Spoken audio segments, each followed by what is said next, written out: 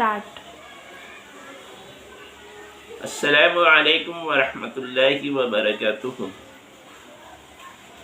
Myself Abdul Haq Diniat, teacher ZB Zakaria English High School.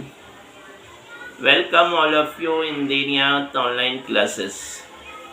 My dear students, today I will continue our lesson number 9, Rights of Neighbors.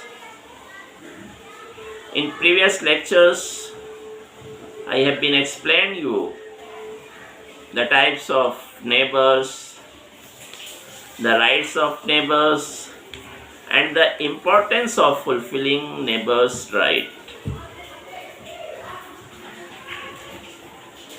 I hope that all thing is clear. Today, I will explain one more thing. How to treat a bad neighbor. यानी अगर किसी का पड़ोसी बुरा है या उसके साथ बुरा बिहेव करता है तो फिर उसके साथ क्या करना चाहिए.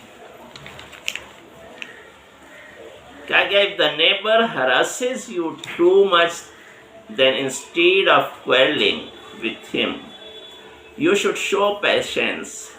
You should evolve such a strategy that no harm is caused to the neighbor and at the same time he is reformed. कहा गया कि अगर तुम्हारा पड़ोसी तुम्हें बहुत ज़्यादा परेशान करे तो बजाय इसके कि तुम उससे झगड़ा करो, उससे लड़ो, तुम्हें चाहिए कि तुम पेशेंस रखो, सब्र करो और कुछ ऐसी स्ट्रेटजी बनाओ, कुछ ऐसा काम करो कि उससे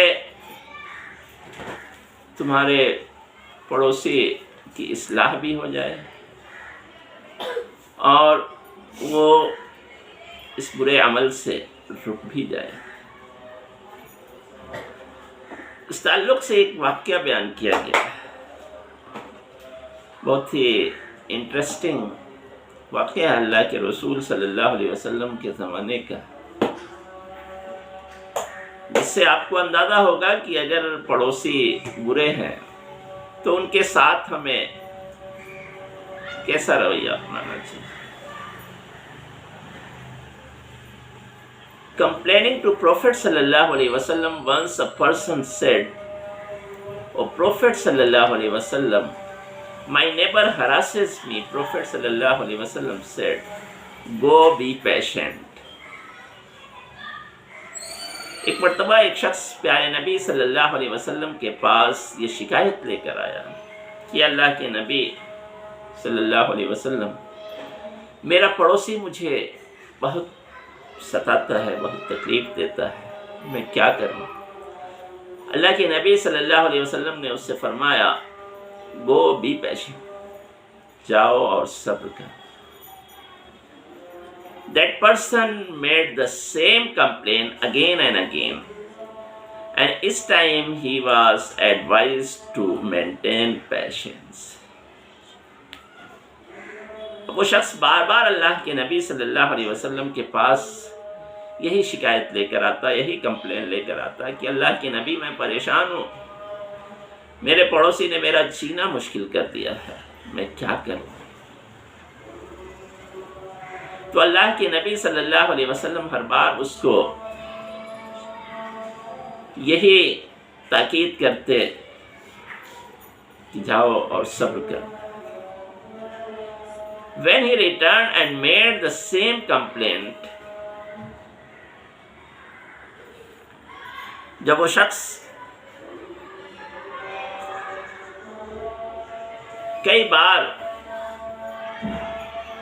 के बाद फिर यही शिकायत लेकर अल्लाह के नबी सल्लल्लाहु अलैहि वसल्लम की खिदमत में हाजिर हुआ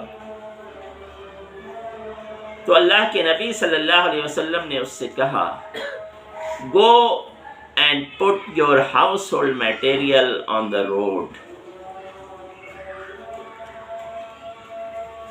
that person acted accordingly.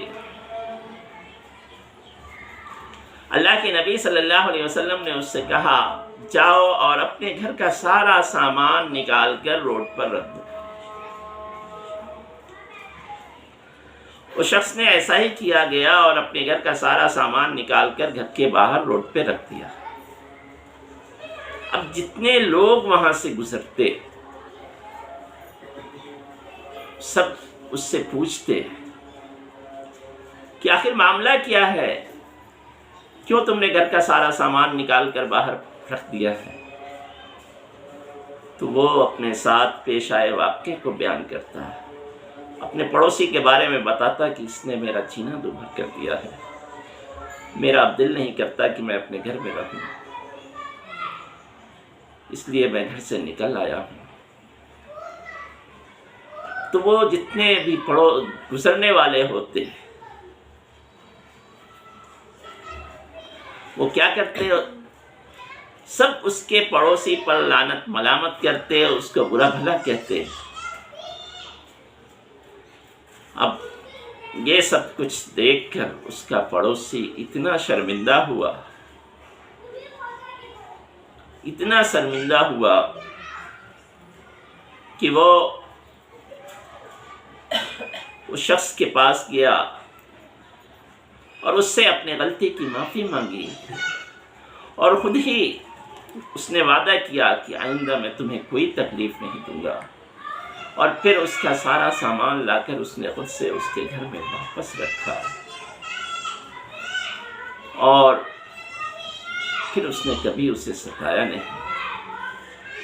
اس طرح سے ایک اسٹریٹجی اس نے اپنائی جو اللہ کے رسول صلی اللہ علیہ وسلم نے اس سے کہا تھا. پہلے تو وہ صبر کرتا رہا، لیکن جب معاملہ حد سے آگے بڑھ گیا تو اللہ کے رسول صلی اللہ علیہ وسلم کے کہنے کے مطابق اس نے عمل کیا، ایک حکمت عملی اپنائی، اور اس سے سانپ بھی مر گیا اور لاٹھی بھی نہیں ٹوٹی. اس کے پڑوسی کی اصلاح بھی ہو گئی، اور پھر آپس میں دونوں میں محبت بھی پیدا ہو گئی، اور کسی کا کچھ نقصان بھی نہیں ہوا. تو اس طرح کا کوئی طریقہ، اس طرح کی کوئی اسٹریٹجی اپنانی چاہیے. اگر پڑوسی برے ہوں، ستاتے ہوں، تکلیف دیتے ہوں، تو ایسا کچھ اس کے ساتھ کریں کہ معاملہ بھی سلجھ جائے اور اس کی اصلاح بھی ہو جائے. تو یہ وہ طریقہ ہے جو اللہ کے رسول صلی اللہ علیہ وسلم نے ہمیں اپنے ایسے پڑوسیوں کے بارے میں بتایا جو برے ہیں، جو ہمیں ہراس کرتے ہیں، ہمیں تکلیف پہنچاتے ہیں، ہمیں ستاتے ہیں. تو بجائے اس کے کہ ان سے ہم جھگڑا کریں، ہمیں صبر سے کام لینا چاہیے. ہو سکتا ہے کبھی اس کے دل میں وہ بات آ جائے اور اس کی اصلاح ہو جائے کہ میں غلط کر رہا ہوں. تو یہ وہ حقوق تھے اور وہ امپورٹنس تھی پڑوسیوں کے معاملے میں جو اللہ کے رسول نے ہمیں بتایا ہے اور اسلام نے ہمیں سکھایا ہے. ہمیں ضرورت ہے کہ اپنے سوسائٹی میں، اپنے معاشرے میں ان چیزوں کو فالو کریں اور اس کے مطابق اپنی زندگی گزاریں. تو واقعی ہماری سوسائٹی ایک جنت نشاں بن سکتی ہے. ہمیں امید ہے کہ آپ سب بھی اس کو فالو کریں گے اور اپنے پڑوسیوں کا حق ادا کرنے کی کوشش کریں گے. اللہ ہمیں اس پر عمل کی توفیق عطا فرمائے. آمین. Thank you very much.